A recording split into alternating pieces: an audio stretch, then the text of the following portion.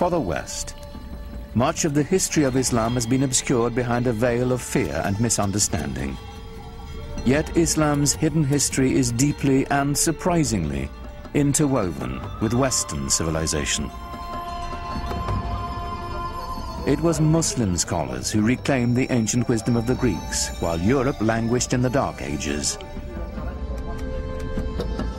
It was they who sowed the seeds of the Renaissance, 600 years before the birth of Leonardo da Vinci.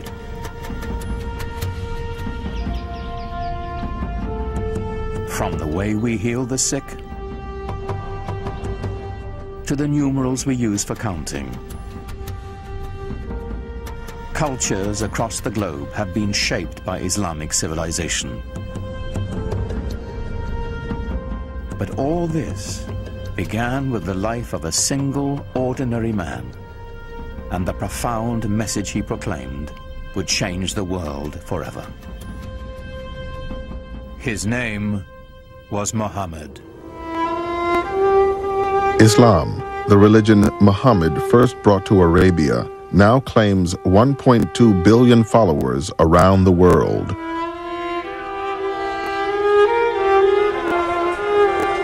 There are an estimated 7 million Muslims in America, where it is the country's fastest growing religion and the most diverse. Like America itself, the Muslims come from all over the world. They have a common bond, not only in their religious faith and in their mosques, but in this story of Muhammad. They all look to it. This is the source of how to behave, of how to be a constructive citizen, of how to be a good parent, of how to be a good child, of how to seek knowledge and truth. These are values that are expressed most clearly for Muslims in the story of Muhammad. In the Quran, Allah says that Muhammad is the best example of behavior for you. And that's what he is, the guide for the way we deal with each other. And when we're in a position of authority, how we attempt to implement justice and law. The Prophet Muhammad, he asked the question to people around him, do you love your Creator? Fellow man first. What does that tell you? It tells you, forget about all this intellectual, yeah, I love God and this and that. If you're gonna, forget about talking the talk, walk the walk. You want to serve God, serve people. What more noble way to serve people than to risk your own life to save them?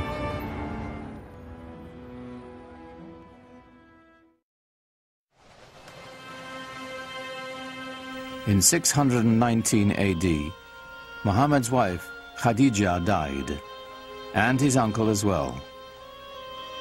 Gone were his first great love and his only protector. Here at last was the opportunity his enemies had been waiting for. But in the lush oasis town of Yathrib, north of Mecca, a refuge opened to Muhammad and his people. Clan rivalries had become deadly in the town, and they desperately needed a peacemaker. They had heard that Muhammad was a very trustworthy man. They heard that he had great arbitration skills, and they thought, let's see if we can't get him up here and help us out. So they invited him.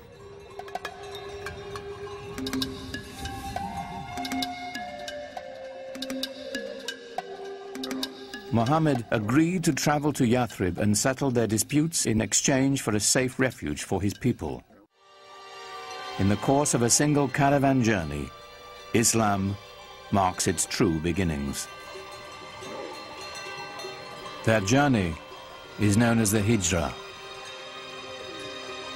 622 in the Christian calendar marks the Muslim year 1.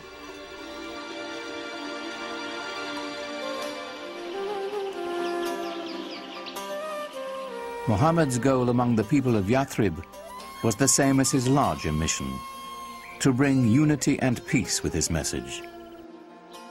He was asked to be a Solomonic figure, to mediate tensions between tribes that seemed intractable. As his work succeeded, the town would become known as the City of the Prophet, Medina. Muhammad's great task in Medina was to try and bring together these various groups and to try and forge a community of believers in a way that would bring people together in a sort of harmony. To the divided clans of Medina, Muhammad offered a vision of solidarity. But even as he spread the word of Islam, he didn't challenge the beliefs of other faiths. Islam sees itself in relationship to the earlier revealed religions of Judaism and Christianity and treats them as people of the book.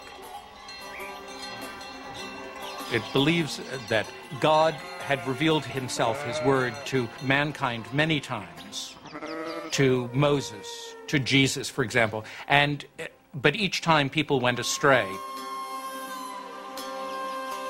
Throughout the Quran, we have a sense of the humanity of Muhammad, his humbleness as a person, and the extraordinary challenge of the mission he was given by this divine revelation.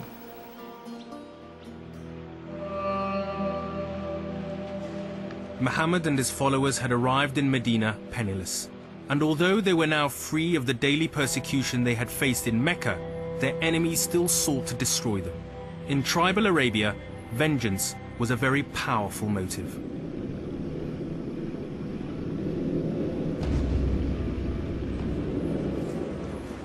The Muslims in Medina now faced a threat to their very existence.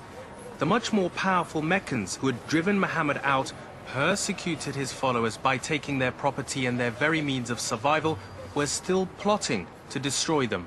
Muhammad had to find a way over their enmity and fast. Then, according to Muslim tradition, Muhammad received a series of revelations urging him and his followers to fight back against those who had expelled them from their homes. The exact interpretation of these verses has remained highly controversial ever since. Some have seen them as the validation for a just war, the occasional necessity to fight in self-defense, whereas others have seen them as a justification for the killing of anyone who doesn't accept Muhammad's message. The revelation that is in the Quran in chapter 2, verse 191, and again at 218, that persecution is worse than slaughter. So in other words, if the Quraysh are persecuting you, it's all right for you to slaughter them, which leads to a kind of an elasticity of Islamic morality without any absolute other than what is good for Islam is good, and any kind of moral principle otherwise can be set aside. And so that as the basis of warfare, and also Muhammad's oft-repeated dictum, war is deceit, which is found in numerous hadith, it's unfortunately lays the groundwork for a culture that is often quite martial and belligerent toward its neighbors and others. The permission is only this in the Quran. You are under oppression, the people are attacking you, you have the right to resist. So this is why from the mainstream classical legal Islamic tradition, it's the defensive, what we call the defensive jihad, which is you are oppressed, you can resist this oppression in the name of your rights. So all the people and some of the Muslim groups who are using this verse to say we can kill and this is a carte blanche for war are wrong. This is not what is said in the verse. The verse is they are attacking you. You have the right to resist, because at the end of the day it's a question of survival. When Muhammad came into Mecca and not only did not carry out a bloody revenge, but actually embraced the very Meccans who had fought him for 3 years and attempted to annihilate him, it was very shocking to the people in his milieu. So within the very founding of a religion, one finds episodes of great generosity, often extraordinary acts of kindness and mercy. This constitution, all the tribes of Medina, they sign it together. Including the Jews, including the pagans? Include everyone. They sign it to call what they call it Ummah. The community. Yeah, everyone is responsible for the protection of Medina, and they are equal against the law.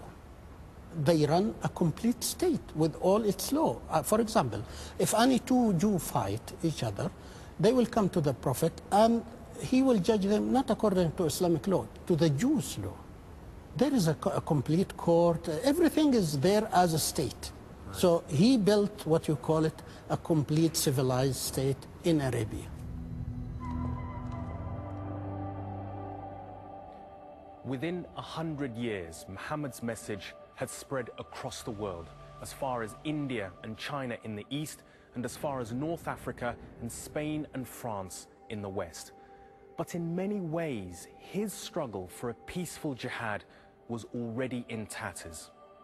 Within just a generation of Muhammad's death, his closest companions and family were already squabbling, breaking out into open and bloody warfare that led to the deep schism that still exists within the Muslim world today between Sunni and Shia. But today, Muhammad's message seems under threat like never before.